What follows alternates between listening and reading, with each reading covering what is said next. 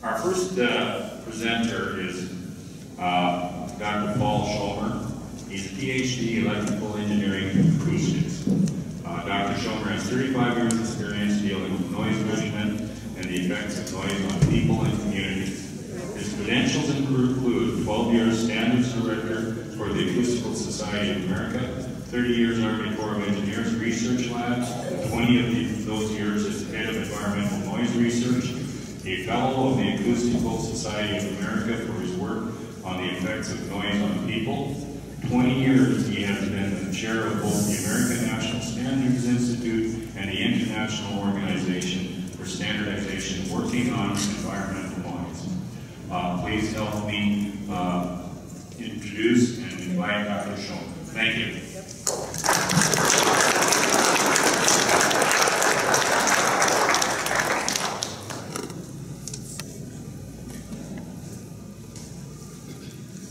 I'd like to say good morning to everyone. If people in the back of the room can read the white print on the slide, you're okay. If you can't read it, I encourage everyone who can't read it to move forward.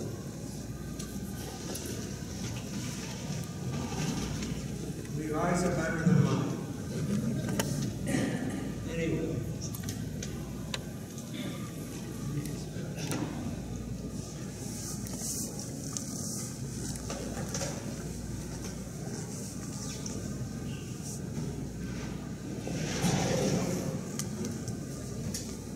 What we're going to be talking about is 3 different topics. First, I'm going to talk about annoyance and what kind of numbers go with it. And then we'll be able to compare them to what the power company is proposing and we think they'll understand what's going on. The second thing I'm going to talk briefly about is sleep interference. Annoyance is due to the audible noise, what you hear. Sleep interference comes from both the audible noise and what is below the frequencies that you hear. Dr. Schomer, can you put the microphone a little closer? Okay, can people hear me now? Okay, sorry about that. We're going to be talking about 3 things this morning.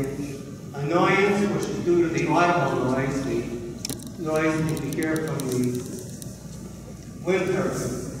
We're going to be talking about sleep interference, how noise affects your sleep, and we're also going to be talking about what we call infrasounds, sound that's below the level that you normally hear at, very low frequencies, because this has effects on people's sleep, and it has other effects. We're going to talk about health effects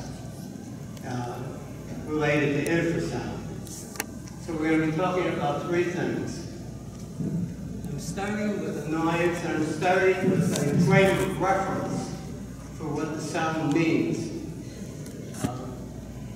Transportation noise, noise from trains, from cars, roadways, from airports, airplanes, is all assessed in the United States using what's called the day-night average sound level. It's a measure that's used for transportation noise primarily. Europe has something very similar, Japan has something similar.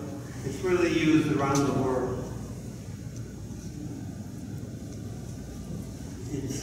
The number that's recommended, the number is 55 dB. That's recommended by the American National Standards, by the World Health Organization, the World Bank, the Federal Energy Regulatory Commission, Surface Transportation Board, the Federal Railway Administration. It's widely recommended that 55 dB criteria for roadway noise. That's kind of the standard practice, because everybody's familiar with that. And 55 dB, it'd be allowed for airplanes. This is for mainly urban areas. And it's an acceptable number in an urban area. We'll be talking about that. So that's to put it in a little bit of perspective. When we look at the 2 federal noise limits, highways and airports, they recommend 65 dB. So the highways recommend the rating 10 dB higher. What does that mean? It means it's 10 times the sound energy. Subjectively, it means it's twice as loud. So what the noise makers like to recommend is something that's louder than what's the right thing. And the highways in this country are all put in at 65 dB, which is 10 times the energy, twice as loud as what the criteria should be, according to more impartial parties. Airports use 65 dB also, but we know that airplanes are 5 dB at least more annoying than road traffic for the same number. What that translates to is they're putting in 30 times the energy and it's 3 times as low as it should be. So that starts to give you some perspective.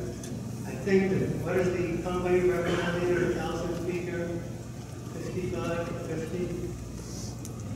Anyway, that's pretty loud. One of the things we take into account in noise assessment, or should be taken into account by everyone, is the nature of the community. And Richardson is not like Manhattan, Kansas. There's a big difference. And there's an even bigger difference between Manhattan, Kansas and Manhattan, New York. And so in quiet areas and rural areas, we have to lessen the criteria by 10 dB. Making use of it. But these are in both the national and international standards that quiet rural communities should be lower criteria. You don't want to have the same criteria here as you do in New York.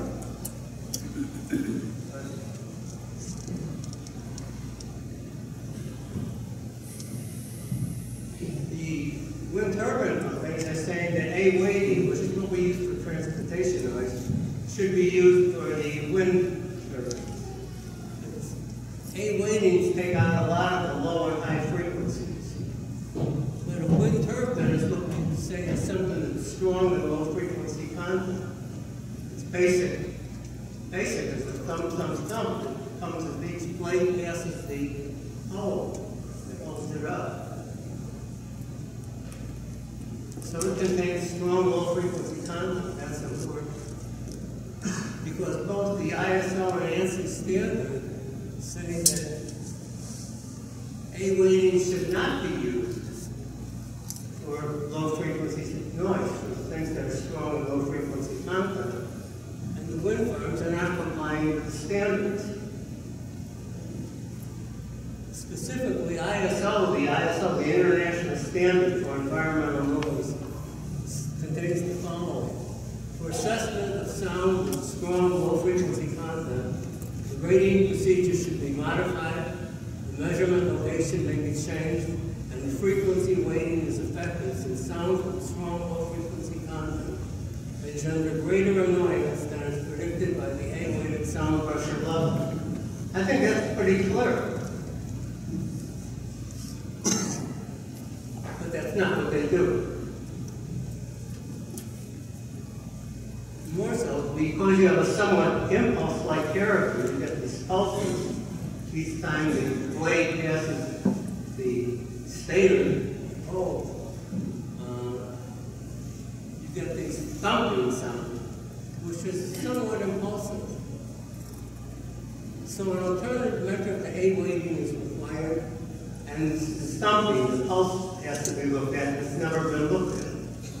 So there's two problems there. These two factors together mean that, like airplanes, we said were 5 dB more annoying than road traffic. It means that there should be an adjustment for the thumping and an adjustment for using A weighting. And those two together are at least 5 to 15 dB. So you're beginning to see how these things fit together. Quiet rural setting requires an adjustment, and the standards say up to 10 dB. And I'm saying, all right, let's use 5.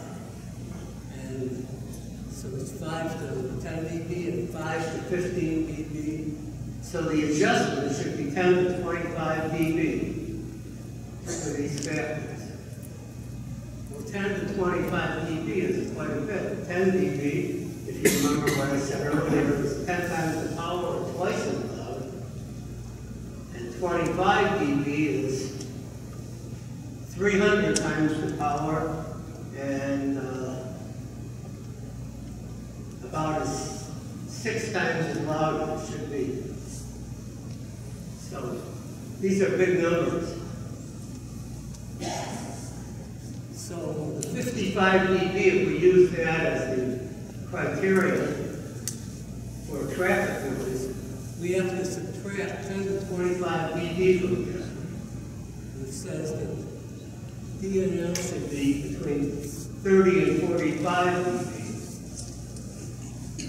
And just taking the 45 dB, the high end, it turns out, I know there's a lot of numbers here, but it's just about 2 numbers that we need to know, the DNL and then the level that the turbine's going to be at. And the turbine goes 24 hours a day, so we think of it as constant. It varies, but let's say it's more or less loudest all the time, so that's a constant.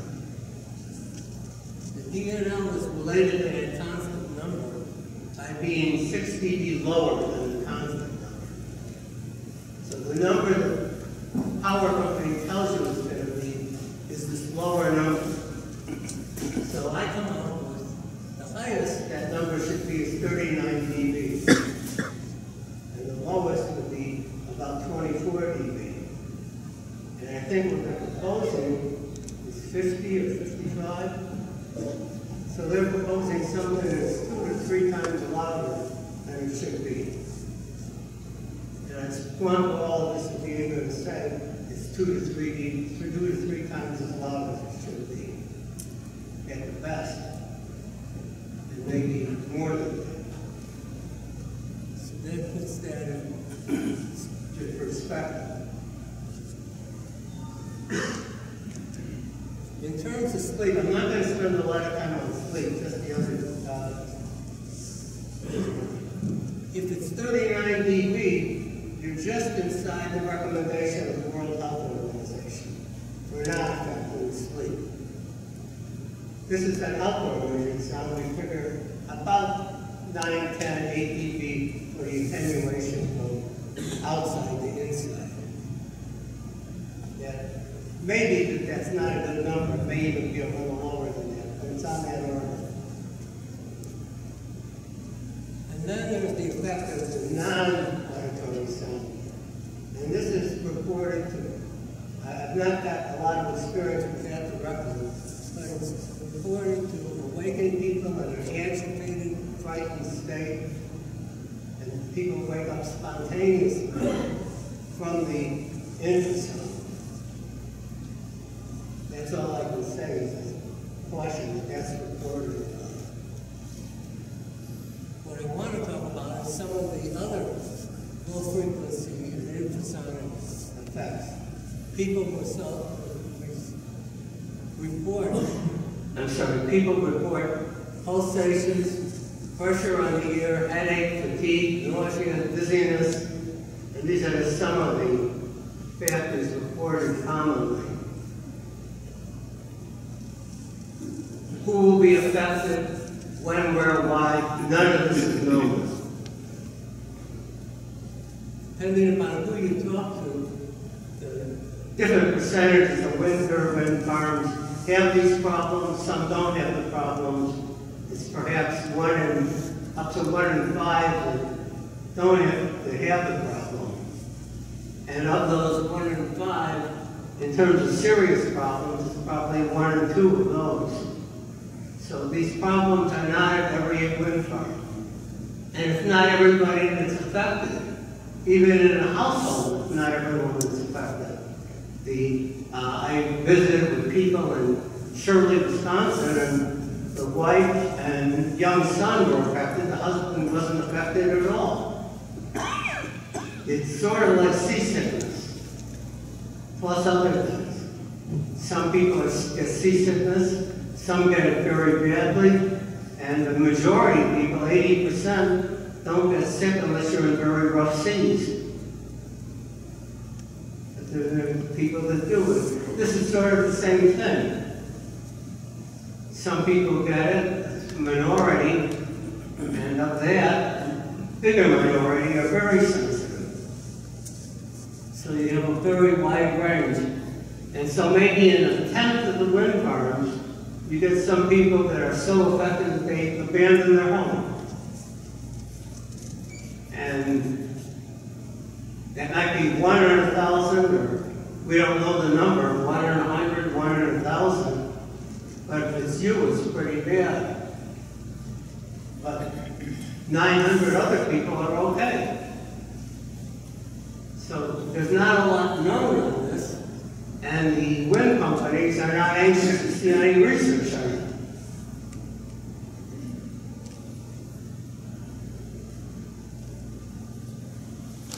Like I say, in the worst wind farms, even in the worst cases, we're finding maybe 30% of the people affected, which is kind of like the seasickness again, 20%, 25% are affected, and this much smaller percent are affected very seriously.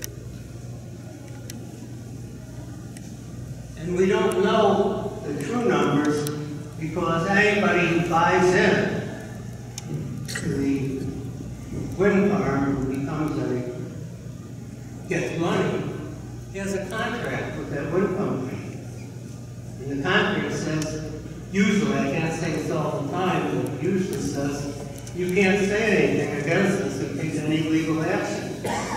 It's kind of like an easement. People can talk to that.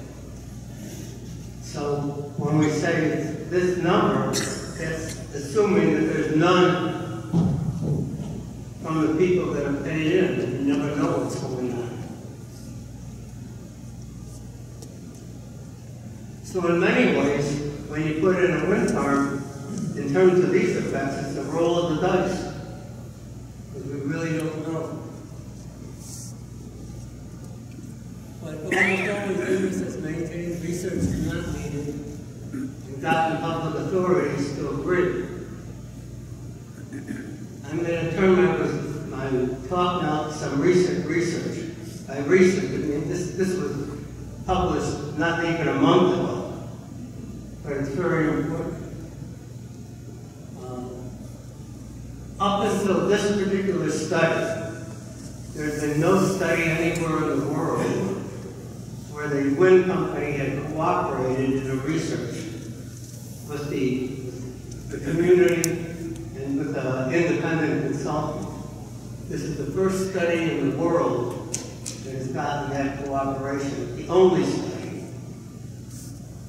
And they had the cooperation of turning on and off the turbines, supplying data on the operations. I think this was under a court order, but they cooperated. And this was done in Australia. There were 3 couples, all of which had abandoned their homes. They went back in their homes and responded by every hour they would say how, on a number of 1 to 10, they put down how their symptoms were of sensing the wind turbines, not hearing it, but sensing it through like pulsations in the ear or feeling nauseous or what have you. Whatever their effect was, they'd write it down in number. And they had no knowledge of what was happening at the wind turbine, but the records were being kept. And then they compared the people's responses when they were responding and saying, these symptoms are bothering me 7 this time. And they're not bothering me much now, it's 2 or 3. And they compared this to the power output of the wind turbine, to the audible sound, and to the measure of vibration. And these assessments didn't correspond to the sound or vibration. They did correspond to the power output of the turbine. The power went up, the numbers went up. The power went down, the numbers went down. So this is the first study in the world that really linked these effects to to wind turbines. And wind companies around the world are doing everything they can to discredit it. But this is the normal tactic. This study demonstrates cause and effect because as the thing changes in time, one follows the other. We follow the rules set down by the power company. And what I say is that they think it's wrong rather than if they really thought it was wrong, they would want to replicate it with new experimenters at a similar site. So far, I've not seen anyone anxious to do that. And I don't expect they will. What I'm going to look at now is some of the assertions that have been made by the power companies and provide factual data that kind of contradict what they say. We said already that they say A weighting is appropriate for assessment. And both ISO, International Standards Organization, and American National Standards Organization, applicable standards say it should not be used with the they're not compliant with that. They say it's quieter than a refrigerator. Again, you can get that if you use A weighting. The A weighted rubber may be quieter than a refrigerator, but that just shows you how wrong the A weighting is.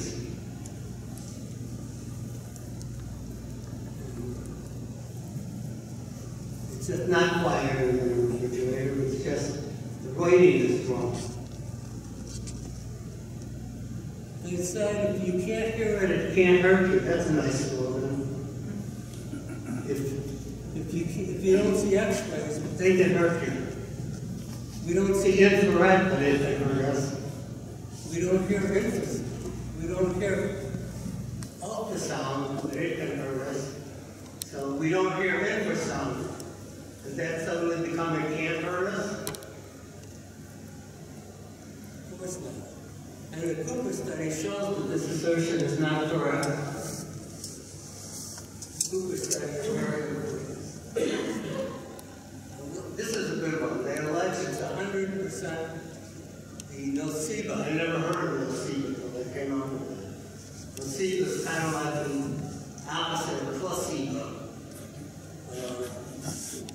They claim that people hear the sound and it makes them angry. They claim that they've been told they should feel ill, so they feel ill.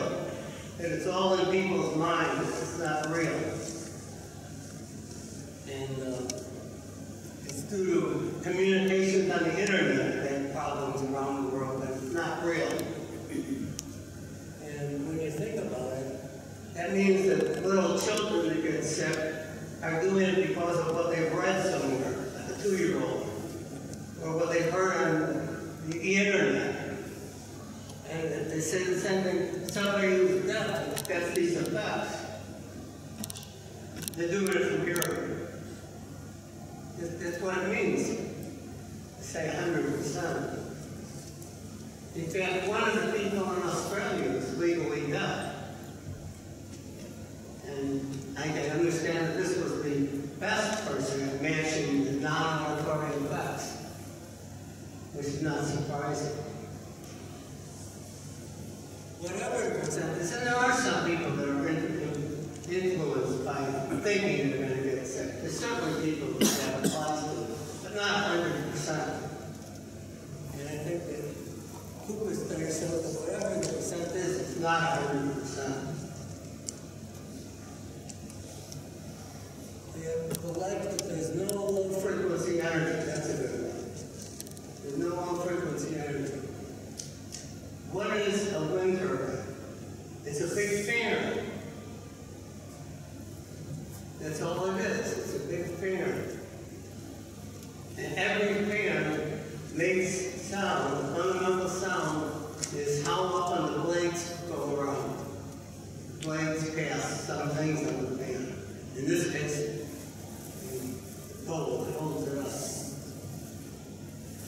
fundamental frequency. And these wind turbines have a fundamental frequency of somewhere half hertz, 1 cycle per second, or half a cycle per second, half. So that's the fundamental, way down low. And then they're going to have energy at 2 hertz, 3 hertz, 4 hertz, 5 hertz. These are called overtones. And so, it's borne out by measurements around the world. There's low frequency energy there. But they said there wasn't. They've alleged there's no non-audible pathway and corresponding effects. And this is sort of amazing because if you read Annex D, it should be Annex C, that's okay. Investigations have shown that the perception and effects of sound differ considerably at low frequencies compared to mid or high frequencies. The main reasons for these differences are as follows. And among the reasons, they said, Mark Park 1 has perception of sound as pulsation. This is an international standard. Complaints about feelings of ear pressure. These are the words from the international standard. And these were put into the standard in about 1990 or 1989, way before wind turbines came into being. They were put in by Germany. They have nothing to do with wind turbines. But this is not mentioned. There's a 1985 study that's recently come to my attention, done by the University of Toronto, where they exposed people for a half hour to 8 hertz. Again, a very low frequency. And the majority of people weren't affected by it. But there was a minority, that about 12 to 23%, but this was a high level, not exactly the same thing. Reacted. And the 8 hertz was very interesting if it was a kind of pure 8 hertz. It didn't have a lot of overtones. The effects were nausea and dizziness. But if it had more overtones, then the response was headache and fatigue, which indicates the difference in the sound quality as a factor in how bodies respond. And there's more, I believe there's more than one pathway and more than one kind of response, and different people are sensitive to different things, and there's just a whole lot that isn't known. And I have to apologize that I can't give you better answers. I'd like to be able to, but until somebody's going to do the research, we're not going to have answers. But these kind of things were tested in a laboratory in 1985. It's not new. So, no non-normal pathway corresponding effects. The ISO standard shows this is wrong. 85 Toronto study shows it's wrong. And the Cooper study shows that this is wrong. So there's 3 different things showing that assertion is wrong. So we had the effect of pulsations, that's in the standard. Pressure on the ear is in the standard. Headache, fatigue, nausea, and dizziness are all referenced in 1985. There's been numerous expert studies that find there's no literature. No literature exists on these non-auditory pathways.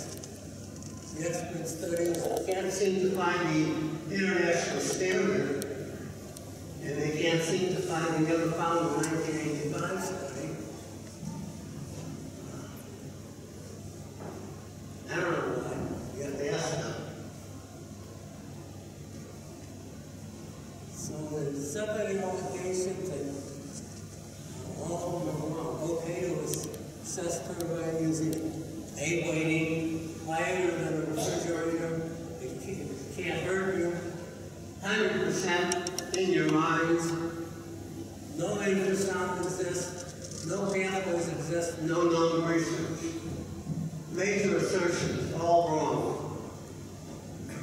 And they're not wrong because I say so, they're wrong because there's the evidence. What is industry going to do? They're going to bring in dozens of experts and say how wrong every fact they said it is. They will find a reason why every standard, every fact, every study I quoted is flawed. They will tell you the levels used in the Toronto study were too high. This is true for wind turbines, but this was 1985 and the purpose was for higher level sources. But it's too remarkably coincident to be anything but there's something there.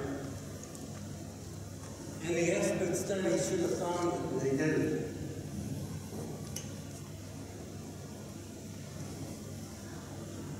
They've had supportive expert studies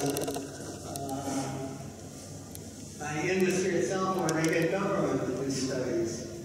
And the government has done some strange studies. There was a Massachusetts study, probably referenced by North Dakota Public Service Commission.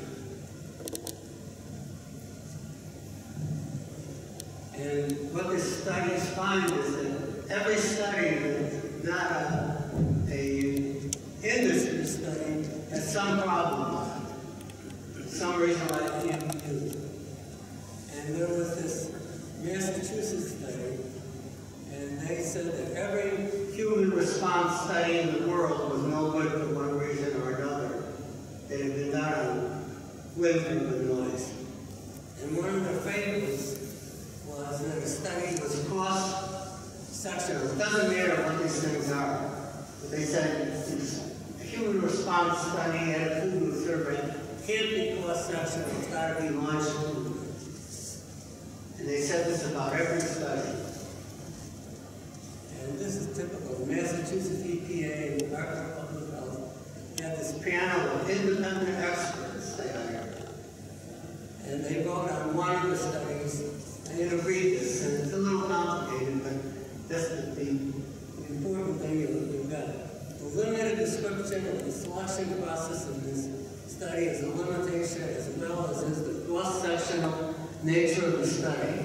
Cross-sectional studies lack the ability to determine the temporality of cause and effect. In the case of these kinds of studies, we cannot know whether the annoyance level was present before the wind turbines were operational from a cross-sectional study design. Furthermore, despite efforts to align the respondent to the emphasis on wind turbines, it is not clear to what degree this was successful. Well, there's been several hundred noise surveys around the world, mainly in transportation noise.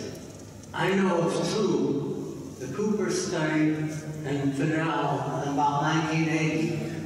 And I doubt that there will be more than 3 or 4 that were longitudinal. The rest, the other 400 or 500, have been cross-sectional because that's not the way that things can be done in noise. So they were stating it's impossible as what they wanted. Same for hiding the purpose. How do you hide tank, artillery, and bomb noise in a survey around an army base? How do you hide airport noise in a survey around an airport? It doesn't make sense. And the interesting thing is, recently Health Canada, and again this was an industry government survey. They don't say it was, but it sort of was. I think the surveys have focus problems, and that's why they're a problem, but it has been lauded by industry. However, the quote I just read a few slides ago fits this great study done in Canada perfectly.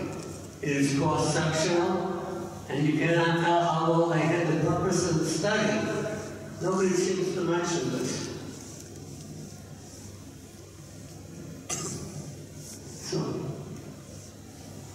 The point is people need to hear the value of what is being said. Quieter than a refrigerator. A waiting is fine. if you can't hear it. No low frequencies. Of the thousands of people around the world having problems with wind turbines, 100% are imagining it. No pathways except hearing, no known research to support other pathways. This is from the Chief Executive Officer of AIMA. The overwhelming scientific evidence demonstrates wind turbines are safe to human health. Indeed, millions of individuals and families live and work near wind turbines around the world without incident every day. Around the Canadian study, he says, this study adds to the already convincing body of evidence that wind turbines do not cause direct health impacts. Direct health impacts. What they're saying is, you have to be able to say germs cause measles. And you have to be able to say the same thing about these health effects. So, if you look at seasickness, it wouldn't be included because after 4,000 years of sailing, we still don't know the exact mechanism, who will get it, why only 20%. And seasickness is not strictly a sickness, it's a normal response of a healthy person to this unusual situation. But industry asserts that the exact pathway must be proved, and it may not be classified as a direct impact. You're not sick, you have seasickness. So it's not a health effect. Only something that causes the body to be abnormal as a health effect. So you have to listen carefully to what they're saying.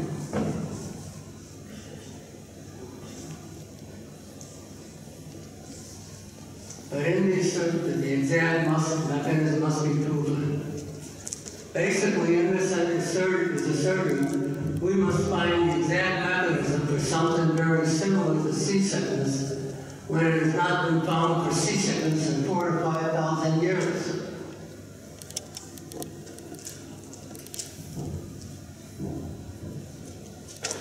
And then the statement, indeed, millions of individuals and families live and work near wind turbines around the world without incident every day.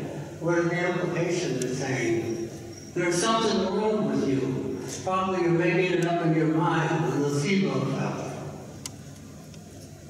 Would we permit this to be said about people who suffer from seasickness? They're a minority, 20%, only 5% get very seasick. Are they making it up in their mind? Would we say that? Of course not. But that's what they're saying. My conclusions are that with the Cooper study, the preponderance of the evidence is that infrasound causes adverse effects in some people. Industry provides no proof that the wind turbine acoustic emissions are not causing adverse effects. Public officials should require this approved before approving new wind farms. Thank you.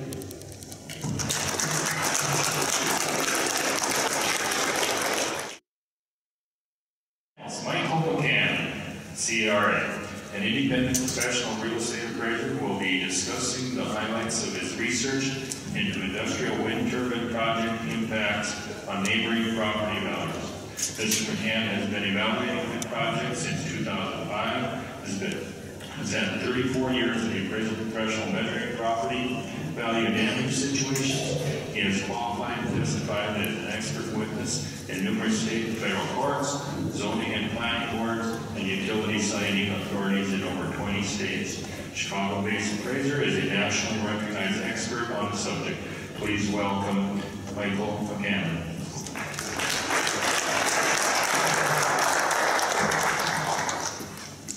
Good morning, everybody. Before I begin, if I am not speaking loudly enough for everybody, anybody, just give me a shout out, speak up, because every once in a while I might let the microphone drift. But I'll try to make it so everyone can hear it and keep it brief and relevant. see the title of my presentation is Wind Farm Impacts on Residential Property Values, which is really the main focus of most of the property value studies, but it's really not to the exclusion of agricultural land, recreation land, and estate land properties. I won't go through all my qualifications, which I'll sleep, but basically what the mayor was just indicating, I have quite a bit of experience in evaluating property value impacts. I've been appointed by the Northern District Federal Court for advising the court on just that type of thing as it related to pipeline projects related to private land. And I have also worked in over 20 states evaluating wind projects and consulting with property owners and groups such as Concerned Citizens, advising zoning boards, and giving testimony and deposition to trials on this matter and the subject. Maybe what's most important for my profession is that I was invited by the Appraisal Institute, which is a national organization of appraisers, to develop and present the first seminar on wind impacts on property values, which I did in 2012. I also had my study protocol and outline design really approved by New York State through a process there they call Article 10, which they created when developers were finding it hard through the zoning process, the state being another way to do it, basically saying the state can take over the approval process for whether or not it gets approved. But the project that was initially first filed for the Article 10 process went away. For this particular study, I haven't really researched the property values in Stark County yet, but I did review the Stark County zoning ordinance, the existing setbacks, and most importantly, from the zoning standpoint, the conditional use approval criteria, and I've also reviewed the comprehensive plan. Of course, I can see that just by driving around the area, the very scenic character of the area. Throughout the project area, east to west, there's some beautiful scenery and landscapes and so forth. What I've done is also reviewed the reported impacts, nuisance factors, and stigmas that are typically associated with nearby wind projects, and these are established by example at existing residential and ag uses when wind turbines are introduced into a community. And then I've reviewed my own studies, which I've done several, and other studies prepared by others, some of which are independent, and some of which I classify as industry studies. Briefly, the Stark County Comprehensive Plan has a goal to ensure that land uses are compatible with adjacent land uses. I don't know how you can put 42-story structures surrounding homes and somehow achieve that compatibility, but I imagine you might hear some descriptions of turbine towers painted white so they blend into the sky. If that's compatibility, then I stand corrected, but I don't think that achieves that in reality. There's also objectives to ensure orderly development, even for desirable energy development, which oftentimes desirable energy development is considered some combination of all of the above. And I understand in Stark County has already done quite a bit to contribute to to your obligations of all of the above with the oil and the bio plant and so forth. So adding another mix of energy generation that takes up 64 square miles really does kind of prevent an orderly development of ongoing development in the county. Also important, the land use plan requires that conflicts between land uses be avoided, which is heard from Dr. Schomer in a nutshell is that there are often conflicts with land uses of the people that are living residential properties or other sensitive properties like nursing homes, schools. I've heard and read quite a bit of testimony as I've traveled around the country on these things from people that are living amongst these projects. And I can tell you that there's a large number that find these turbines to be in conflict with their normal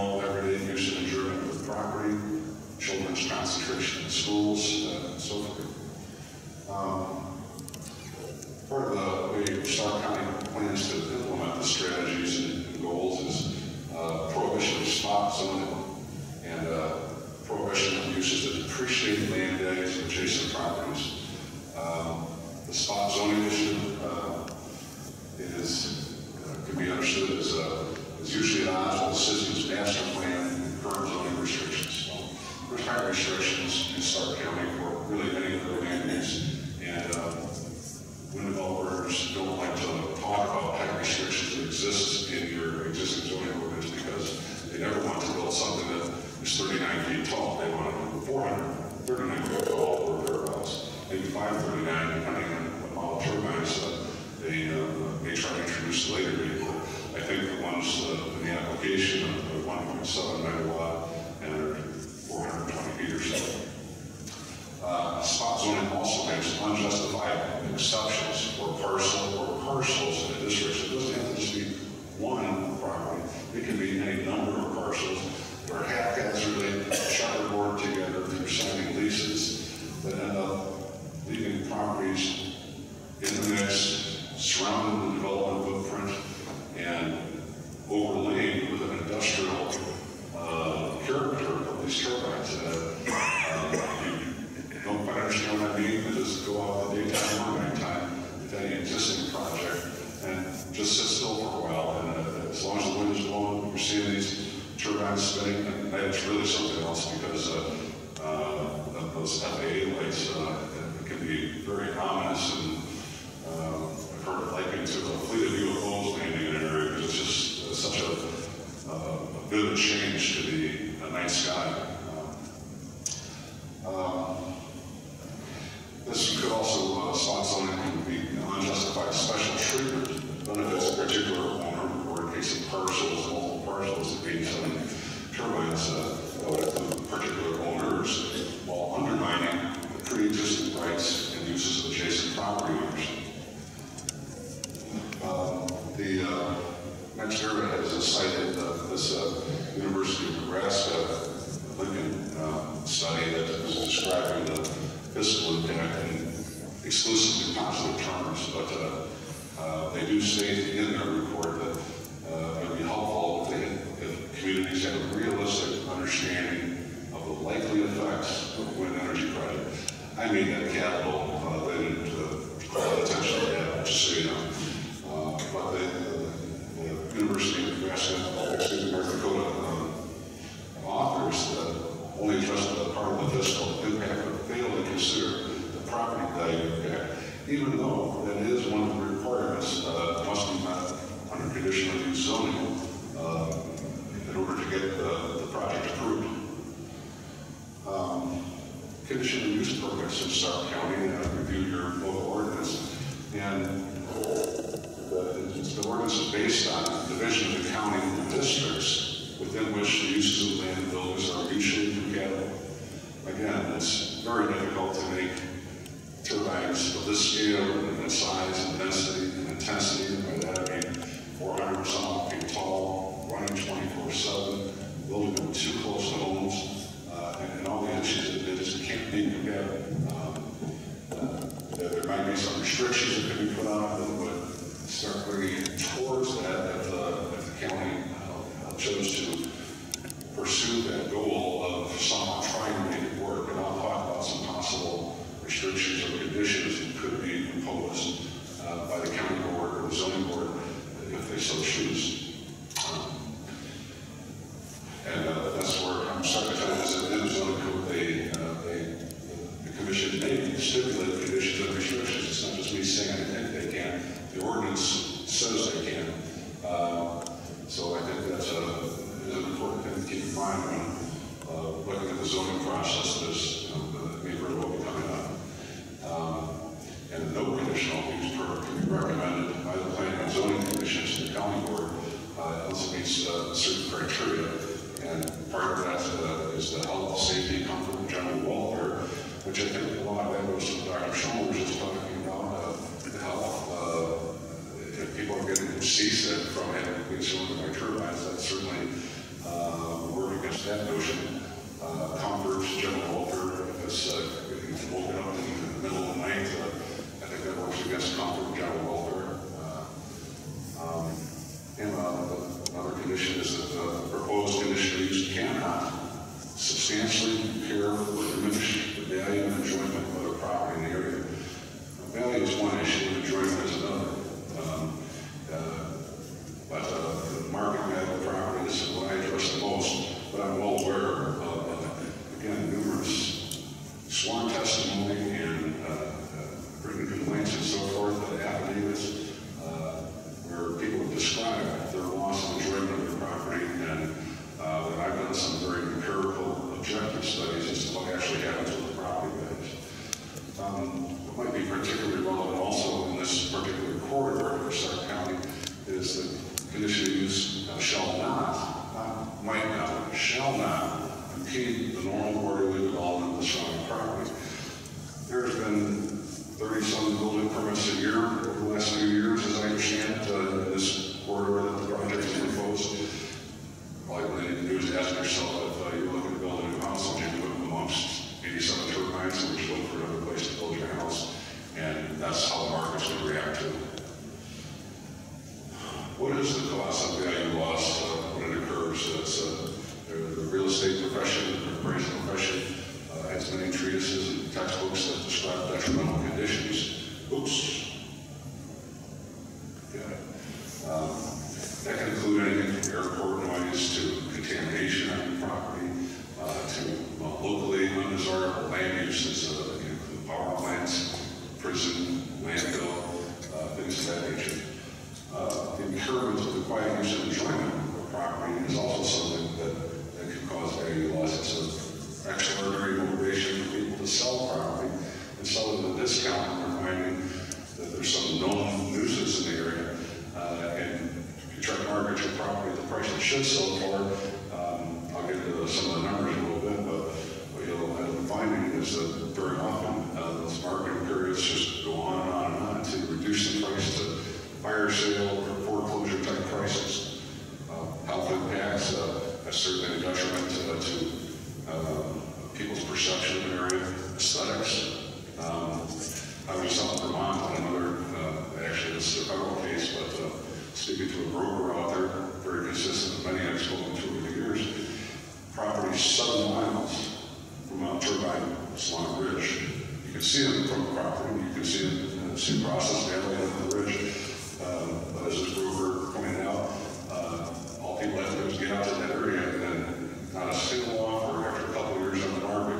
And this is a beautiful lifestyle property in an area that has no other detrimental uses, unless you consider a ski on the next mountain detrimental use.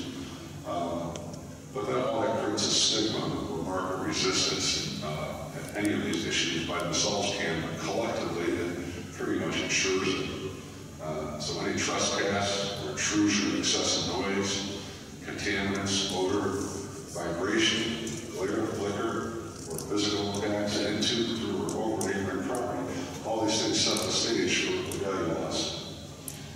Stigma, by definition of a particular court case, is that constitutes damage to the reputation of realty. In other words, your property is desirable after turbines are built around it. Now here's the meat of what I really heard talk about is the property value studies. There's independent studies that I've done, a few other independent professional appraisers, and industry studies, which are often funded by the U.S. Department of Energy and Massachusetts Clean Energy Center. Politicians in Massachusetts, by the way, under Governor Deval Patrick Deval, I think he was quoted as saying he's going to turn Massachusetts into the Saudi Arabia when one of the turbines built everywhere possible, and they have been terribly successful at many of the local folks have objected to just single or 2 turbines, even on a smaller scale. They've built some of them, but they're finding problems even when it's only 1 or 2 turbines, smaller scale than what's proposed here. This is a report you get off the internet that the industry likes to use. This is actually a follow-up to a 2009 study. It's often referred to as the LBNL study, that's Lawrence Berkeley National Laboratories. The main author is Ben Owen, but sometimes the developers will bring in Mark Thayer, a professor from San Diego University, to testify how their statistical analysis shows that there is no impact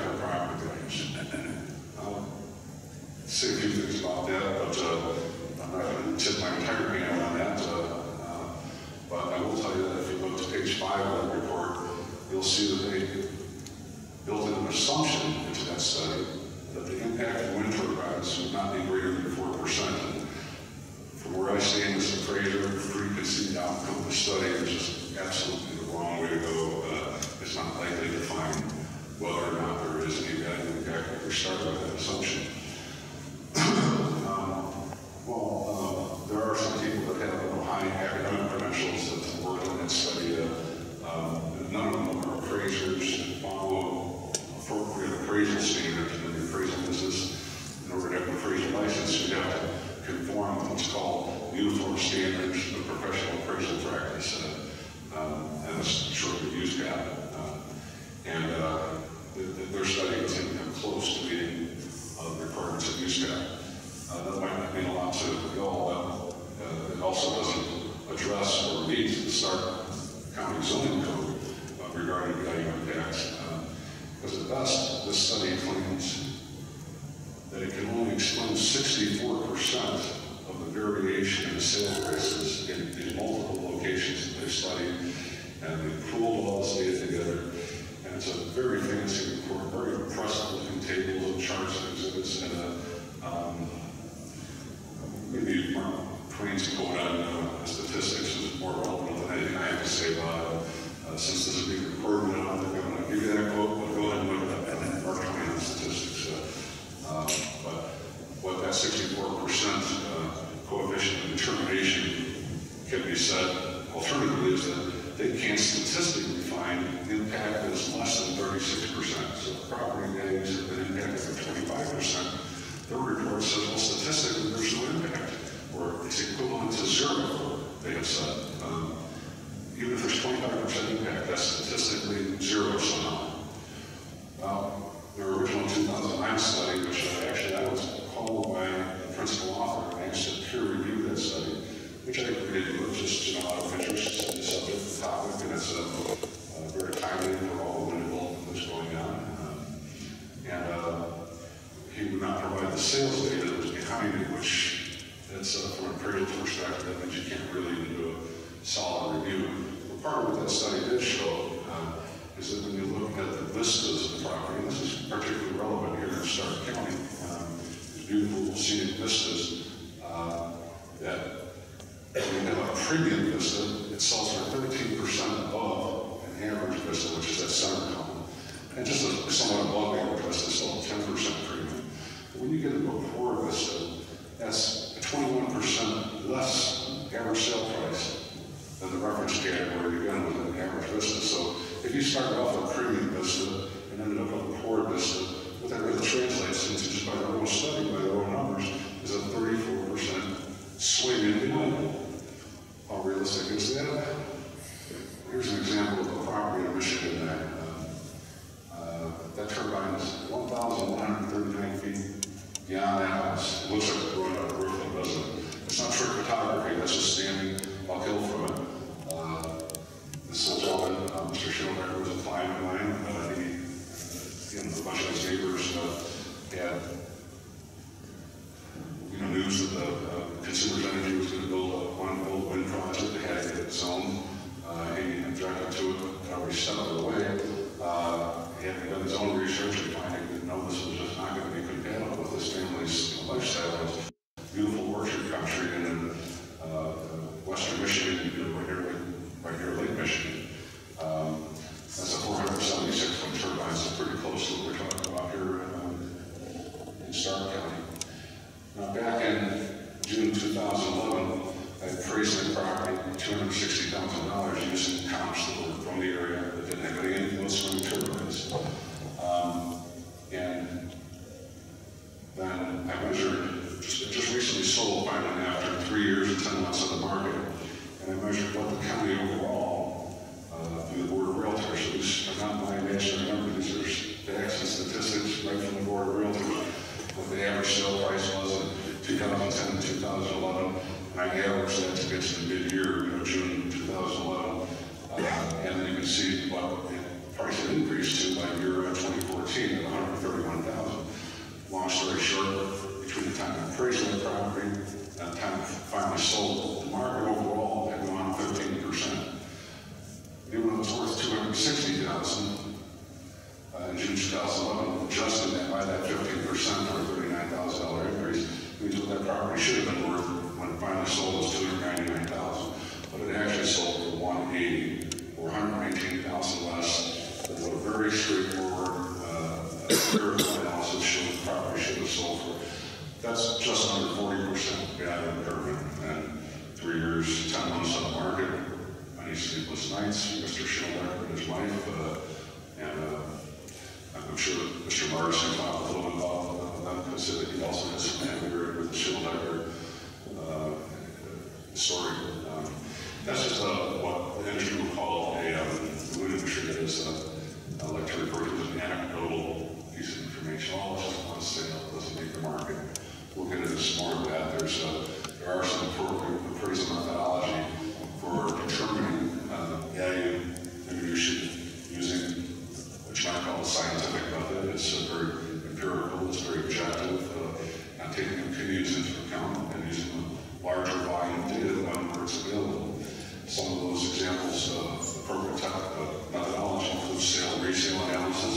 The property resales for higher the second time, how much higher or how much lower, what was the rest of the market doing at that same time. Paired sale analysis, that's a little more straightforward. What if any of you all had your house appraised and sneaky mounts, and kind of a quick walkthrough and made some notes, and they wrote a form report, and with the use of some comparable sales, and made adjustments to those comparable sales based on the differences with your property. Yours had 3 bedrooms and 2 baths, and it used a comp to try to reflect that, but otherwise they had to adjust that comp for any differences to balance out or equalize what your property is. Industry likes to use, the wind industry likes to use regression studies, which are, again, statistical analyses. They can be useful for mass appraisal if you're using all the relevant data, but it's still there's certain benchmarks that have to be hit in order for a study like that to be considered reliable. And the International Association of Assessment Officials, that standard is an R-squared, or coefficient of determination, for those that are statistically inclined, of at least 0.9. So when a study doesn't have 90% or better explanatory power, and it barely have much in this community, it's not considered reliable. And again, that Berkeley study that they claim shows no bad impact only had 0.64 R-squared. Just in February, I finished a study in my home state of Illinois. This is Livingston County.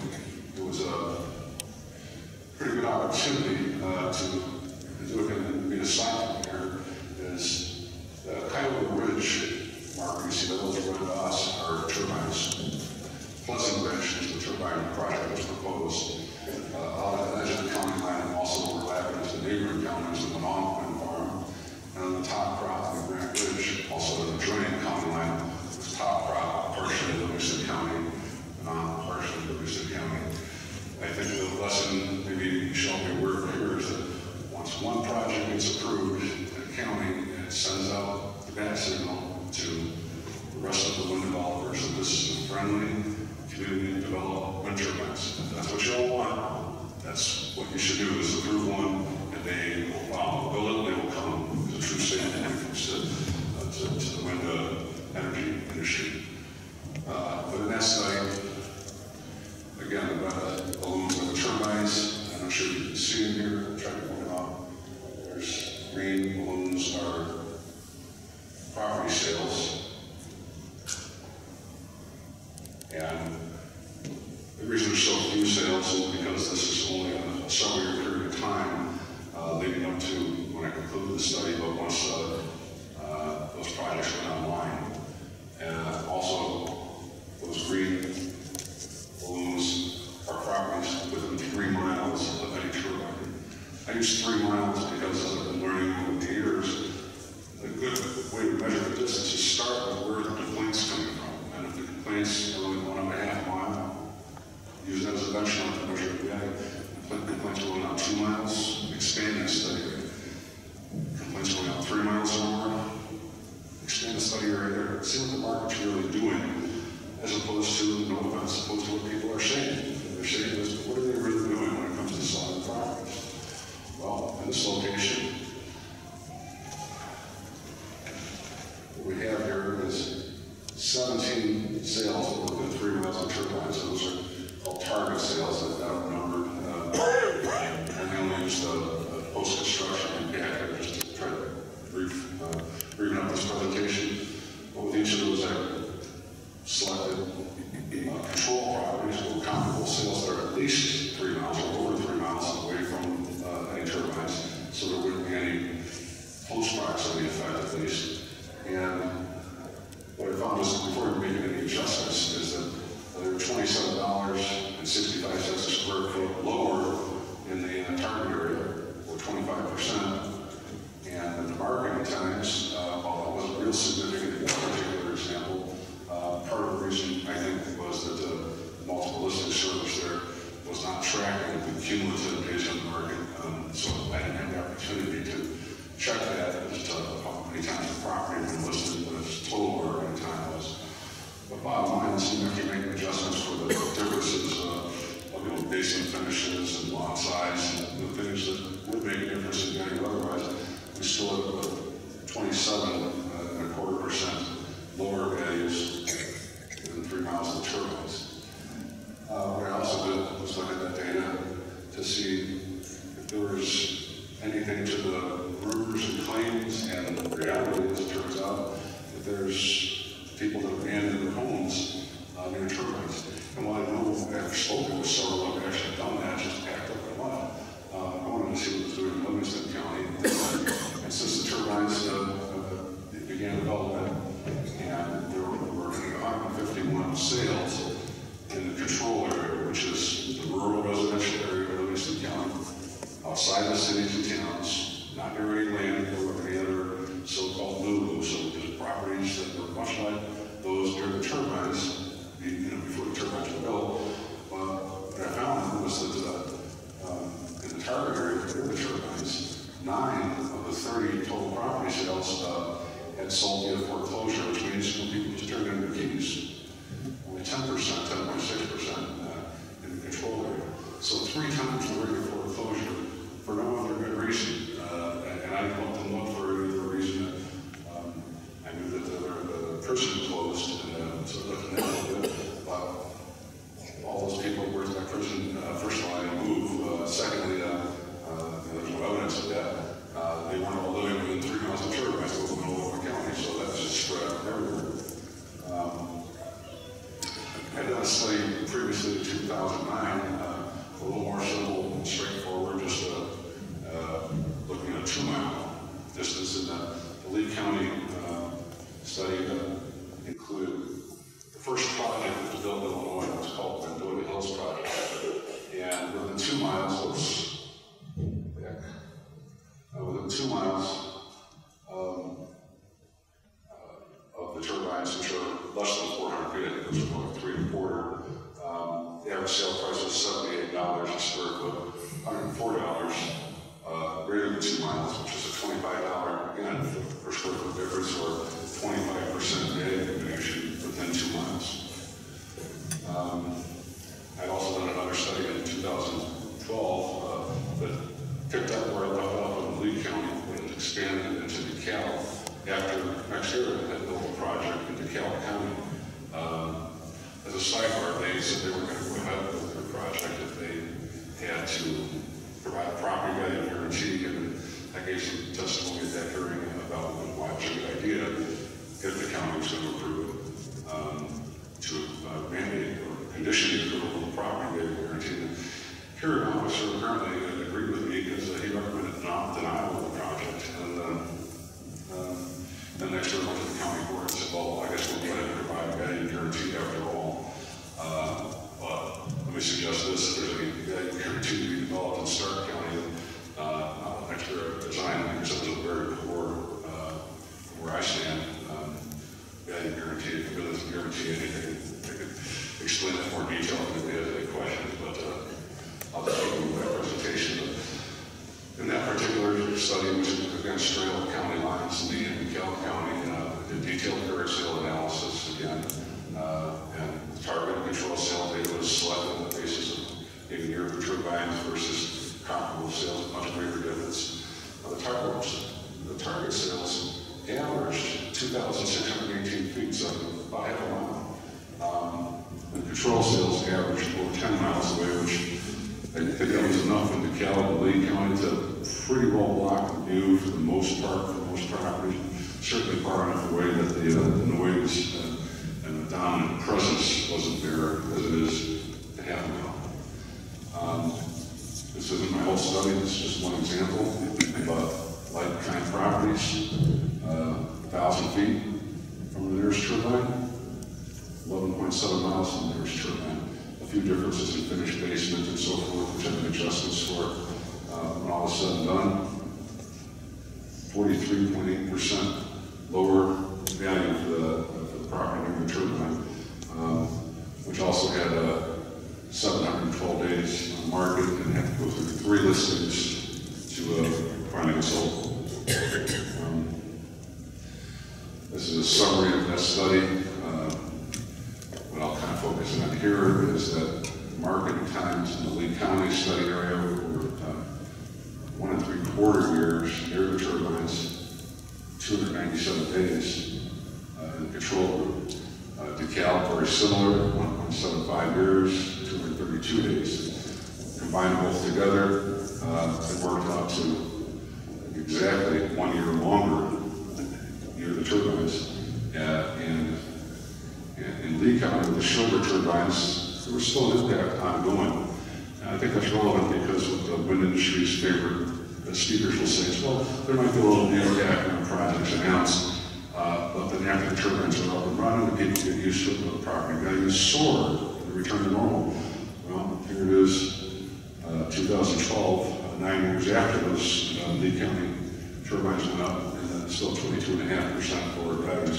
That's lower values. That's not soaring, that's continuing to sink. DeKalb County, they built taller turbines, 410 feet, I believe, versus about 325. The value of getting higher, 32.8% over 33. Combined both studies averaged 26.4% higher values near the turbines. So the study results are the cumulative days on the market is 1 year longer near the turbines. The larger turbines had a greater impact. At least the empirical results show that. My studies in Lee, DeKalb, Livingston counties find a consistent value impairment that ranges from 25 to 40%. And that's basically due to inadequate setbacks. There are some different distances in there. We saw the Schillecker example. There's other single examples in the study that show the closer it is, the more dominant that presence, the less marketable and less valuable the property is. I've done a little work in Ohio in 2012 also, very briefly, Van Wert County. We were drilled both the Blue Ridge Wind project in the Union and Hoagland townships, Red Stars there. We got a whole global realtor, got all the sales that occurred since that project had been built, which is only 1 year at that point. And also in townships 6 miles away, that's 6 miles square townships. So in Liberty and York townships. And what I found was, again, 26% lower sale price in the townships with the turbines.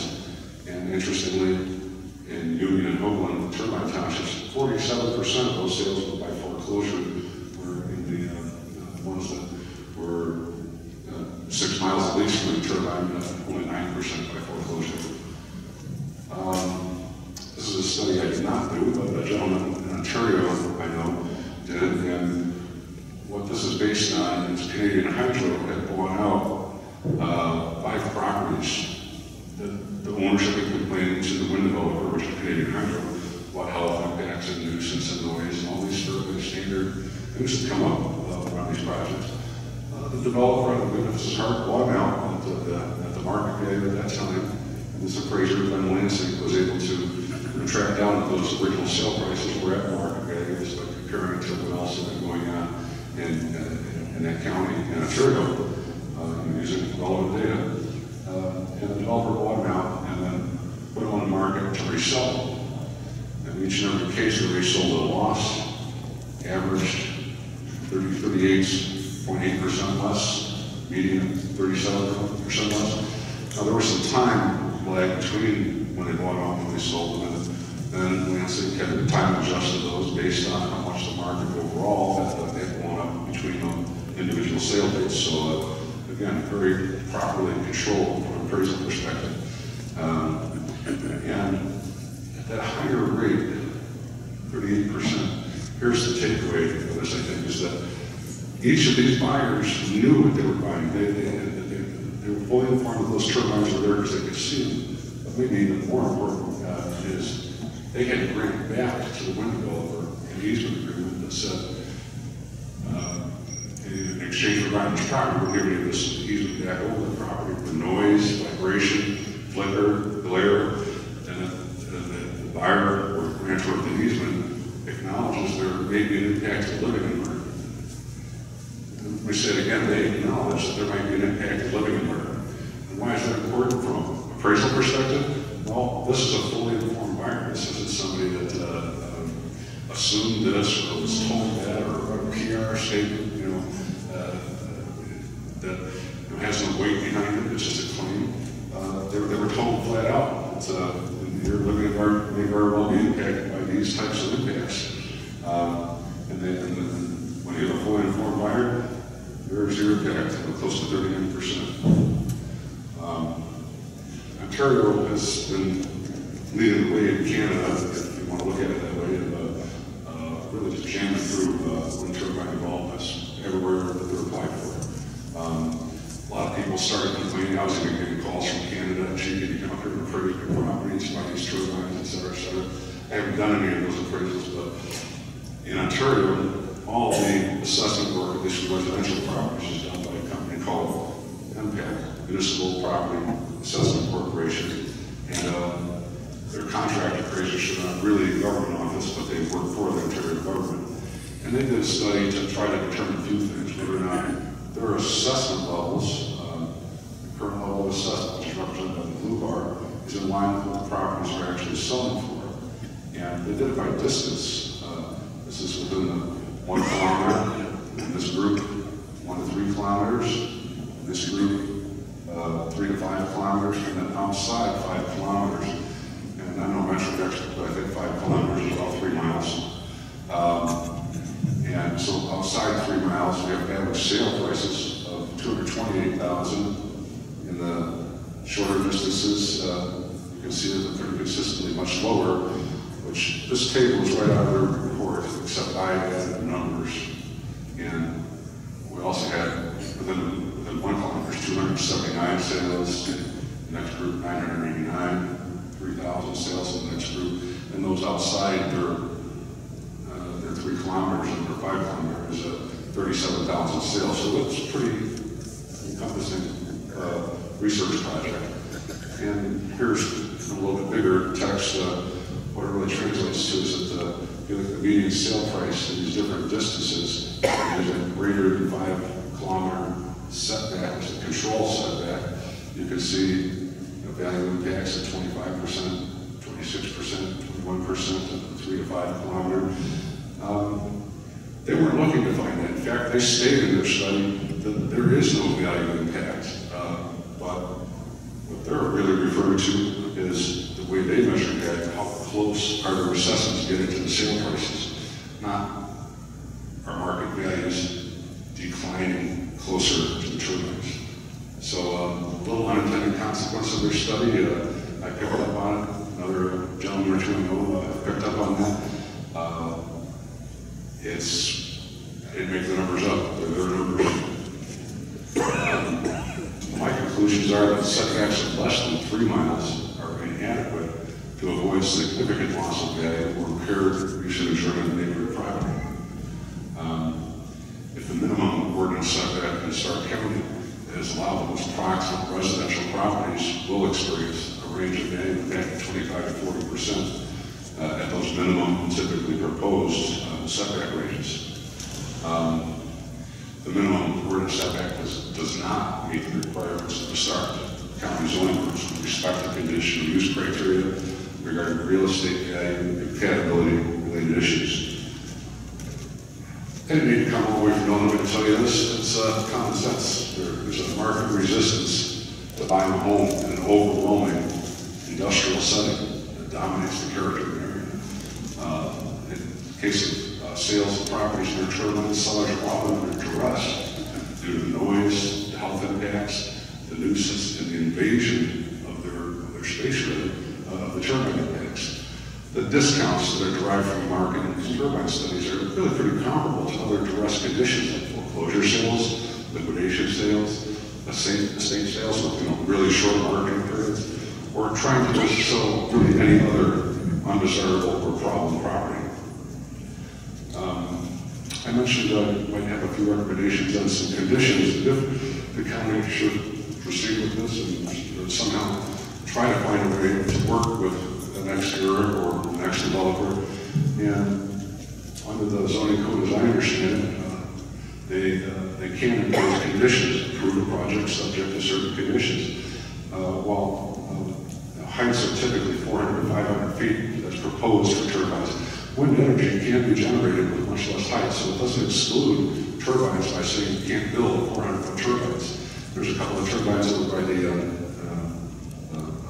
Catholic, the monastery, thank you. I think I want to go close to about 125 feet, so if there's a precedent in Stark County, that would be it. They might be hard pressed to say they're not going to build 125 feet, but maybe they should be hard pressed to allow anybody to build anything taller than that in light of the impacts. Hours of operation, always want to be able to run these things when the wind's blowing, but that's not always the best time for them to be operating near homes. So 24 hours a day, 7 days a week is typically proposed, and they say that's what they need to make their project work. But that's not really Stark County's concern, that's their concern. And there can be hours of operation restriction. That could even include holidays, weekends, normal sleeping hours. That would probably kill the project. They wouldn't want to build it. But again, that's if they're going to try to fit into the community and be a good neighbor, then they've got to be aware of their impacts on their neighbors, their new neighbors, and say, no, we don't want to keep you up. We don't want to ruin your barbecue or your Easter family get-together. The setbacks that industry claims that you really only need to set back far enough so the thing tips over, it won't hit your house. But even after a quarter mile, those setbacks just aren't enough to prevent the impacts like shadow flicker, which many people experience as a very disturbing strobing effect while you're sitting at your breakfast table or your dinner table or your front porch in the evening. That's right when the turbine comes between the sun and you, and the blades are passing in the sun. The closer you are to it, the more disturbing it is. I've seen some pretty god-awful effects like that at much greater distances. You might still notice it, but not like a complete strobing effect. Experience proves that those quarter-mile setbacks, or what they're asking for, in some cases much less than that proves that they're too close because of the property value diminution, the noise, the flicker, the aesthetics, the health complaints, and not the least of which is blade and ice flow, which is very much a health, safety, and welfare issue. And if you can throw anywhere beyond what they're proposing as a setback, you really got to question that. Temporary shutdown as a condition could be imposed to prevent flicker. They like to say, well, the industry standard is that we get to put flicker on your property 30 hours a year. You should be okay with that because they are, but that's not really what people buy properties are expecting to, again, having the strobe effect of bombarding them for 30 hours a year without any ability to, you close blinds, you're still going to see it. You can talk to them, they might want to plant a tree in front of your window, but again, why would you want to put a tree in front of your window when you used to be able to enjoy the view? So, in my opinion, at least, if there is equipment out there that they can hold into a project that will shut these turbines down and line up with properties to prevent flicker entirely. Not 30 hours a year, not 1 hour a year, not 5 minutes a year, just that's an interference with your use and enjoyment of the property. If this project were to be approved, I think that would be a perfectly fair condition.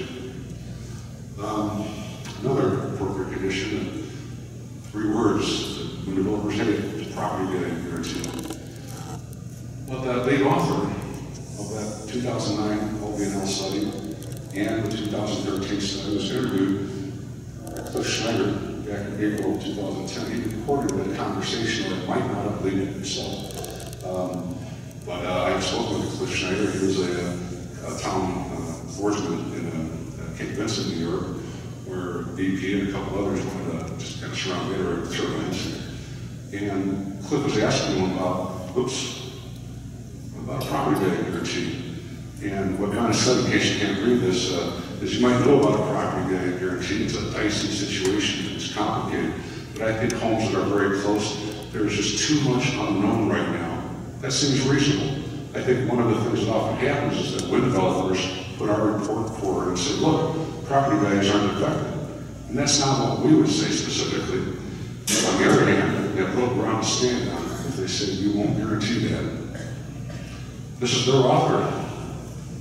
I agree with them pretty much at this point only, but it makes sense with what my empirical studies and what the other independent studies have found, and it's contrary to how they try to present their conclusions. And that's really about all I've got to say, other than be happy to answer any questions when the time is appropriate. Thank you very much.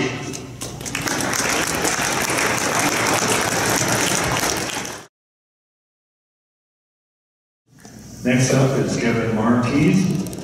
Mr. Martiz is founding director of the Interstate Informed Citizens Coalition, bipartisan nonprofit organization dedicated to assisting communities with the development of equitable wind energy zoning regulation. He has helped create renewable energy policy and testified before the House and Senate Energy Committee, House and Senate Public Utility Committee, as well as members of the United States Congress. Please introduce Kevin Martiz. Thank you. Thanks for your patience. I'll try and be lighthearted and entertaining so that you can keep your focus. I know we've been here a long time.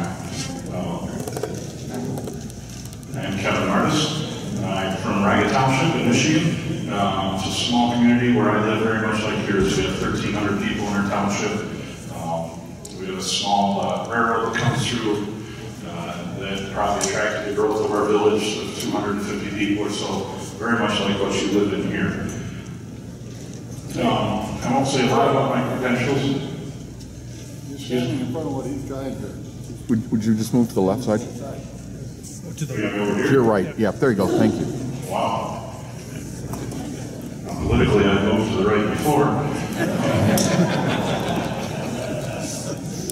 So I have a few credentials here, but I've worked on a lot of the issues that we've talked about today. In the interest of time, I'll not belabor them.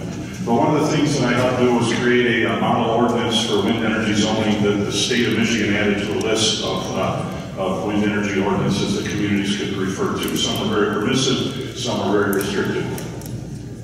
By the way, I'm not a lawyer. I do watch Law and Order, but that does not make me a lawyer. I'm not offering legal advice. So this is standard boilerplate stuff, so I don't get sued. And I know your county already has a wind energy ordinance in place. I'm not sure what steps can be taken at this point to modify that, but having reviewed it, I can suggest a number of things that should be modified so that it becomes much more equitable in how it treats various landowners. And if there's any county officials here, I can say I empathize with the situation you've been placed in. It's very difficult to be presented with a proposal to say yes or no to a wind project that's going to affect a large percentage of your community. I think there's a way to write zoning in a way that restores the right of all the individual landowners to negotiate their own equitable consent and compensation for the impacts they're going to endure for the things that happen in their neighborhood. Michigan has about 1,400 megawatts of wind turbines installed. Initially, our state, which was trying to promote wind energy development, recommended 1,000-foot setbacks and 55 decibel noise limits. It was just a recommendation, it was not binding, but the wind developers, of course, regularly touted it, including to me when I was on my local planning commission. What we've learned in Michigan is that experience has been a harsh teacher. Virtually every major wind development in the state has had litigation, referendum, recalls. A lot of people are suddenly being challenged in political primaries, lawsuits, abandoned homes. There's a half a dozen abandoned homes in Michigan for wind turbine noise. I know many of these people personally. Heritage Wind is just a small example of what's happened in Michigan. 14 turbines, 73 people have signed petitions saying, can't you make the noise stop? It's now moved to the litigation stage. The township there is adopting noise limits that will actually force the turbines to reduce their output, even though they're already in operation. They're applying additional regulations to them. What that really means is there's going to be extensive multi-year litigation coming in that community. Again, they were told, if you read the petition language, we were told these will not be any louder than a dishwasher or a refrigerator. The state of Michigan put together a report on renewable energy issues over the last few years, and they are now referencing in that document a paper that says that perhaps mile-and-a-quarter setbacks and noise limits below 40 decibels in hilly terrain, probably like you have here, would now be in order.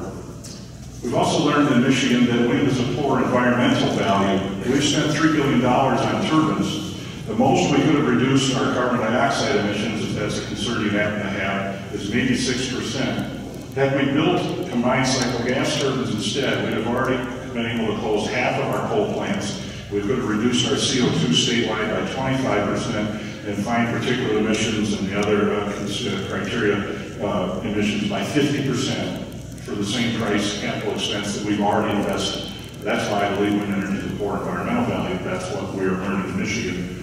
In MISO, which North Dakota is part of, I saw next year a reference to the Clean Power Plan that the Environmental Protection Agency has put out. And so MISO did an analysis of the building blocks that states are supposed to put in effect to control the amount of CO2 that's being emitted. And you'll see wind energy is building block 3. You can see that wind energy is by far the most expensive way to reduce CO2 under this plan, at about $237 a ton. If you just build combined cycle gas turbines, you'll reduce CO2 for about $38 a ton. So wind does have some effect, but at a very high cost. I think that's a poor environmental value. What about land use? Here's the Fermi 2 reactor in Michigan, 1,100 megawatts of nuclear power. If you wanted to produce that same amount of energy on an annual basis from wind, you'd have to build turbines from Toledo to Detroit to Ann Arbor. There'd have to be 2 in every square mile inside that footprint. You still have to build about 100 megawatts of gas-fired generation because it turns out wind doesn't blow in July and August when demand is the highest. Put another way, 36 square miles of this, you can produce that same amount of electricity with a semi-trailer mounted gas turbine that you can hide inside your average dairy barn. Let me say that again. 36 square miles of this, you can produce that same amount of energy from one of these. Maybe here you need a second barn. That's the bottom line. So let's get back to strictly zoning questions. I address those because they're often used as reasons to get people to turn a blind eye to some of the negative effects that wind turbines might have if you want to regulate with zoning issues. Secondly, a lot of people will say, well, all you did was talk about the negative impacts about wind turbines. Well, it turns out that when you're writing zoning regulations, you don't need to regulate the positive impacts, right? Those are not the things that people need to be protected from. It's the negative impacts. There are benefits to wind development in your community, primarily accrues to the wind developer and their leaseholders. That is what I've seen. I will also say that in the last 6 years of having been involved in communities like this, the most reliable thing about wind energy is the division it creates in the social structure of the community. So, what's it like to buy a wind turbine? You've never had one before. We know how to evaluate the total cost of ownership for a new car or a new tractor. These are things we have a lot of experience with. But when a wind developer shows up and here says we're going to build 86 or whatever the number is, there's some GE 1.7s, there's some Vestas V100s, we're now asking questions about things that most of us have very little experience with. So how tall is 476? I didn't see anything in your community 476 feet tall. But like we've already referred to, we have an idea of what that looks like now. The newest turbines are approaching 590 feet, 570s have been approved, I think, for NextEra in Michigan. And I consulted with some people in Maryland where 690 footers were going to be built by Pioneer Green. Right now, I did not see any height limit for wind turbines in your existing zoning. So what is our guide for proper land use policy? If you're an elected or appointed official and you're trying to make wise decisions about how you regulate any land use, then the things that you're going to need to understand and the words you need to keep in the front of your mind all the time are the words health, safety, and welfare. That's the sworn oath that we take as elected and appointed officials. That as I exercise my appointed task, I will protect the health, safety, and welfare of the people in my community. And Stark County zoning ordinance says exactly that. The The purpose of these regulations is to promote public health, safety, and the general welfare, and as Mike already referred to, the orderly development and to prevent conflict among land uses. Put another way, I would say that if the proposed activity cannot be formed in keeping with health, safety, and welfare, it should probably not be permitted. Developers of any kind, I don't care if it's a housing developer or an industrial plant developer, they're all interested in the same thing, return on investment, right? That's the recommendations are designed to bring maximum benefit. That only stands to reason. I build new houses sometimes and sell them. Guess what? I too want to make sure that I can get the most money out of my investment. But the planning official's job is to focus on health, safety, and welfare. What are the limits? You'll hear a phrase thrown about if you attempt to adopt more strict zoning, that the wind developers almost always say, well, that's exclusionary zoning. That's exclusionary. What you're doing makes it hard for me to do what I want to do in the fashion that I want to do it. Well, the limits of zoning are pretty clear. Your zoning regulations must have a rational relationship to protecting health, safety, and welfare. They must not be arbitrary or capricious. You can't say all Catholics are allowed to have 4-story tall houses and all Presbyterians can only have 3-story houses. That's arbitrary and capricious. It has to have a rational relationship to protecting health, safety, and welfare. If that's what your ordinance is doing, then it's really hard to challenge that in court. And that works both ways. If your community's adopted a very permissive wind energy ordinance, and you think that Dr. Schomer's right on the science, and in fact it turns out that he is, and your community got it wrong, they're not liable. Because they did the best they could with the information that they were presented with to them at that time. So it's very hard to challenge that. Likewise, if you adopt a very conservative ordinance, and you are preventing something from going forward and your science was correct, the bottom line is you thought that it had a rational relationship to protecting health, safety, and welfare. You have to have some finding of facts to put those things in place. It's difficult to challenge these things. Zoning is strong. And remember, we have to protect health, safety, and welfare, not health, safety, or welfare. A lot of times I see people say, well, yeah, it might screw up some people's lives, but we'll be able to get a new Little League field with the tax revenue that comes in. Well, that, in my mind, is not a reasonable trade-off under the policy of health, safety, and welfare. Now, there's a lot of things we can talk about with wind energy. I'm only going to focus on a few: height, setbacks, decommissioning, and noise. Height limits in general, and it's my assumption, again, I have not studied North Dakota law in detail, but communities are free to regulate the height of structures simply on the basis of appearance. For instance, we often regulate houses to be no more than 30 feet tall. Is that because a 40-foot one is unsafe? No, we've decided this is what we want to see out our window. Wind turbines are no different than any other lawful use. I'm not aware of any state statute that exempts or creates a special condition for that in North Dakota. You can restrict their size for the sake of appearance. Consider this: Stark County regulates billboards. In fact, they say the purpose of regulating signs in the county is to provide for a visually pleasant environment and minimize potentially unsafe conditions while also offering opportunities for public and private information and advertising. If somebody had showed up and said, we're going to build 87 400-foot tall billboards across your entire county, and you won't mind them at all, we wouldn't even be here in this meeting room today, would we? Because nobody would say they want that. Well, are these devices different because they're 330 feet across and they spin and make noise and they have a flashing red light on top of it? And we know, wind developers know they have impacts. Detroit Edison is one of Michigan's largest utilities. They build a lot of wind turbines. One of their executives said, look, there are some pristine places in Michigan where you don't want it to impact the viewshed. You take a situation like Leelanau County or the old Mission Peninsula here in our region. Our region is the operative word, is the resort community where he happens to live. Certainly there are areas where just while it would be perfect economic sense and perfect placement for utilities, we probably don't want them as a region there. So you wonder if the people in Huron County are happy with the fact that Detroit Edison has decided that their community is not unique or pristine. So the question is, how tall is too tall for your community? The good news is, like any other land use, it's up to you. It's simply up to you. How about setbacks? Who do we trust? People may want to say, well, aren't you just an anti-wind guy running around trying to make things difficult using all these uncredible sources? I try very hard to find sources that are reliable and that the industry would have a hard time rejecting. So, I'm talking about minimum physical safety setbacks now. We'll talk about other setbacks in a minute. But Vestas, the world's largest manufacturer of turbines, says, look, if a runaway operation should occur, in other words, the rotor continues to spin faster and faster because the brake mechanisms have failed, The plant must be evacuated immediately by running upwind, and access to the surrounding area in a radius of at least 500 meters must be restricted. That's 1,640 feet. Nordex says the same thing. In case of a fire in the cell or on the rotor, parts may fall off the wind turbine. In case of a fire, nobody is permitted within a radius of 500 meters from the turbine. Well, in Michigan, what often happens is the developer is recommending 1,000 to 1,320 foot setbacks from their turbine to a home. Here you have a little bigger number. The 2,000 foot number is probably large enough to protect from fire and flying debris from rotor damage. I think that is probably large enough to cover that. But in this case, they'll recommend 1,000 or 1,320 feet from their turbine to your house, even though the evacuation zone in many cases is 300 feet larger. You wonder if their employees are instructed to knock on your door on the way by to wake you up and say, hey, did you know the turbine is on fire? That's never put in any ordinances, but yet it seems that my house is now inside the evacuation zone. There must be some provision to protect me and my family. Even moving it back, however, and this is where it becomes very relevant with what you're doing here. If you move that safety setback back to your house foundation, the problem is that the two farmers now have an issue. This guy here, even though he's not signed a lease with the wind developer, can't build anything inside that semicircle anymore.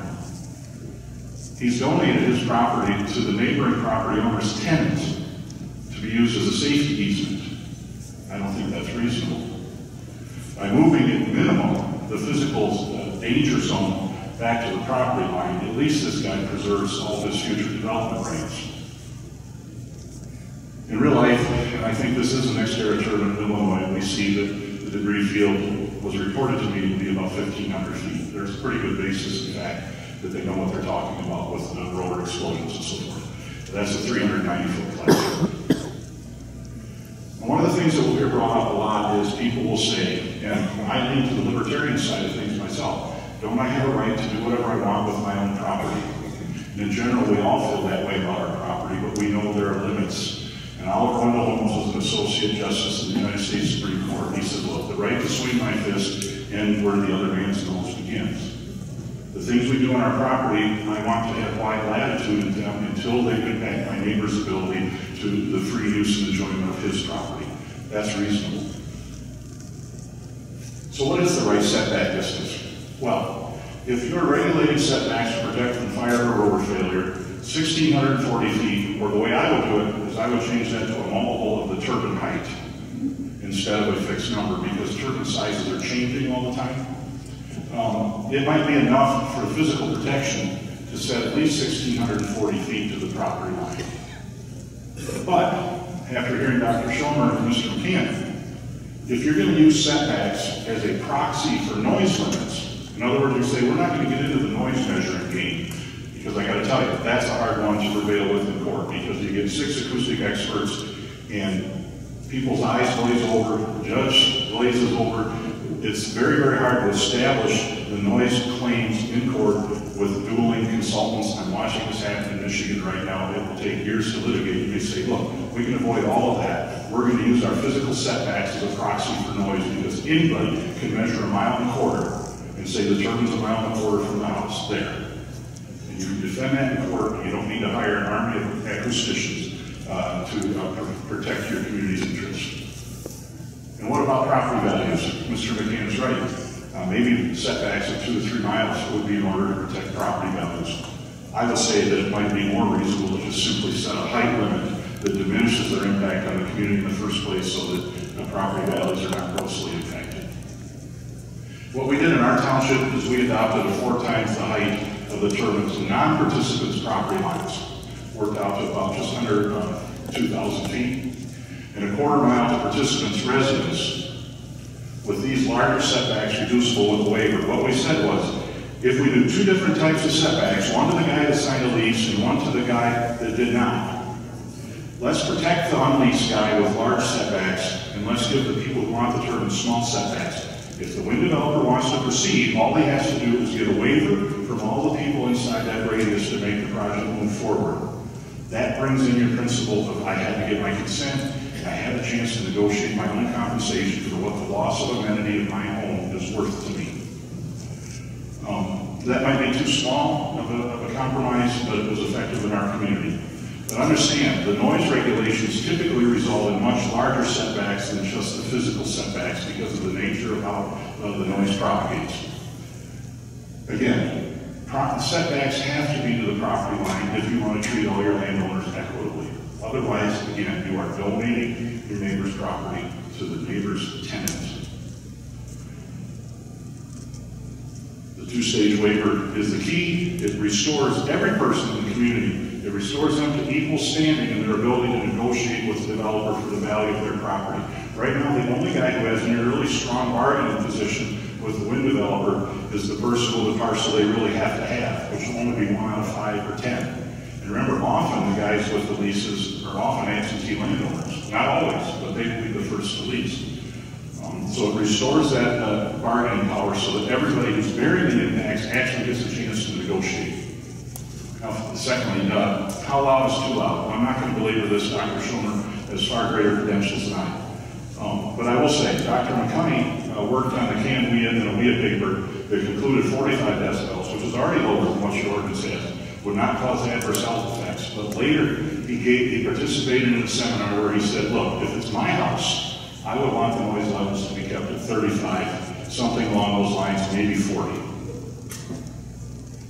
Hessler, George Hessler, I know Dr. Schomer knows probably George and David Hessler.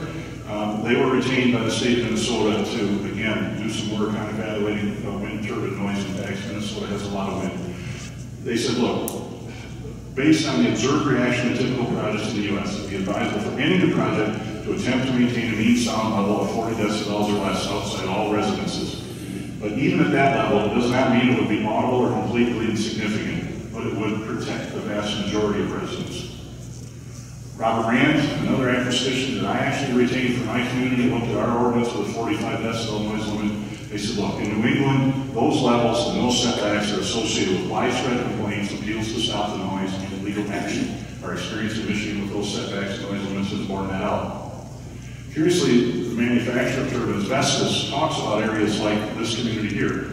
It says in quiet rural areas of very low background noise, they recommend a low absolute maximum limit for noise, a low limit. They understand that quiet communities are at risk from being impacted by wind turbine noise. They also say a maximum. Sometimes ordinances will say an LEQ, like an hourly average of the noise. And the difference is this.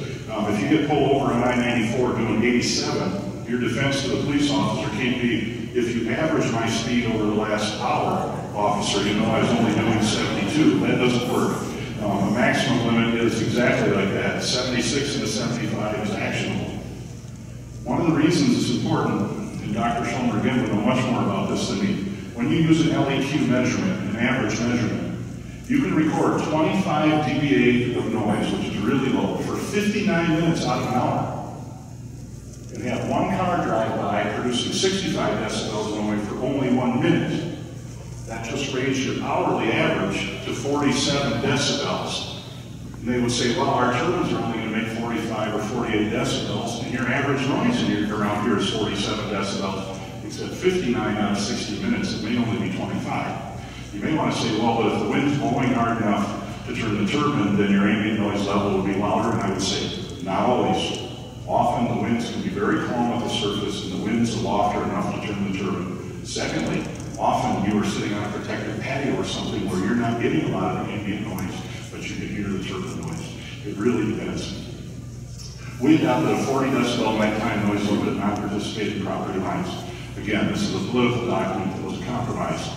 We did 45 daytime noise limits. That's a very strong position in court.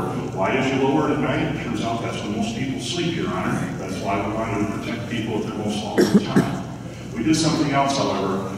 We added this DBC limit. DBC includes a lot more of the low frequency energy.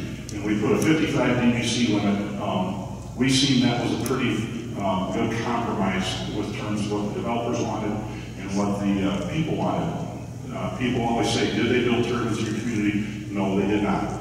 They decided they were not interested in offering compensation and earning the consent of all the people that were going to have to bear those effects. That 55 dBc noise limit is probably going to be something a mile or more for low frequency noise protection. That's why I say we can get hung up on the physical setback, but the noise limits are often a much larger number than that physical setback number. Shale flicker, Mike already nailed it. They have a detection system now. You can, I think, remember, you're always going to have to make some kind of compromise between what's your tolerance for litigation from a developer versus what is still enough to protect your people. So nobody really likes to ever say zero shadow flicker because that's always a harder position to defend in court. But with this new software, that's what our attorney told us in Riga Township. I would say here that the software sensor package technology is available out there now. It's much easier for them to accommodate very low hourly limits for shadow flicker. Think about it, $30 per year shadow flicker, how do you measure that? Does somebody stand at each home for an entire year and measure the flicker? And if you did that for a year with a video camera and send it in, then the next year they say, well, we'll send our guy out to verify that. You know, I mean, it's virtually unenforceable. Decommissioning matters. I don't recall seeing anything in your ordinance about requiring decommissioning bonds. Correct me if I'm wrong. Wind developers will often tell you that you don't need any decommissioning money in your ordinance because the value of the scrap is enough to pay for their removal in the future. And I would say, well then, why are they still standing in Hawaii? If the scrap money is enough to pay for it, they'd be out of there. I recommend that the communities adopt a decommissioning bond requirement with a value set by an independent third party and paid for by the wind developers. They will often recommend a financial guarantee instead of a bond.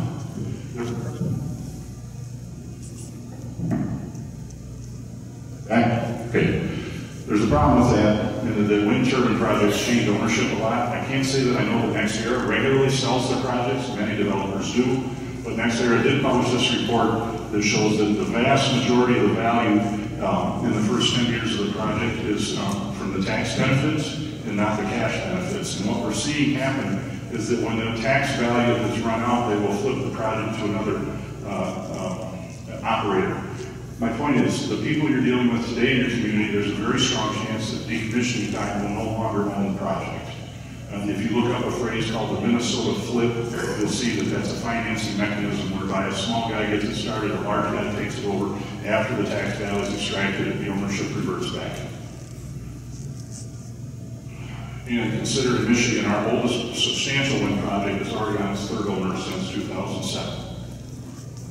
So wrapping up, most land use changes are pretty benign. Minimum lot sizes, sign ordinances, etc. You know, if you got a 50 square foot sign instead of 40, there's a little change in impact, but most people are not going to be seriously harmed by those small changes. Wind turbines are not a small change in impact. We felt that the change in land use policy was so massive and the impact so profound that they should not occur without consent of all the people impacted. Right now, your community has been given an ordinance that basically awards the wind developer an opportunity to do as he wishes inside those guidelines, and nobody has any say anymore except through the political process.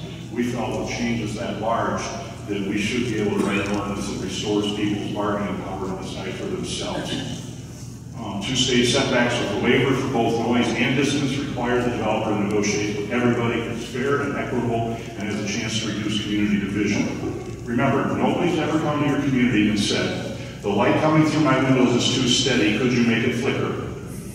Nobody ever said the nighttime noise level is too quiet, could you raise it to 55 from 25? My property values are too stable, could you build some 50-story industrial machines next door to put that value at risk? Or our horizons remain largely unchanged from the dawn of time, could we do something about that? Nobody's ever come in and asked for that. The bottom line of zoning is this, we were here first, we get to decide.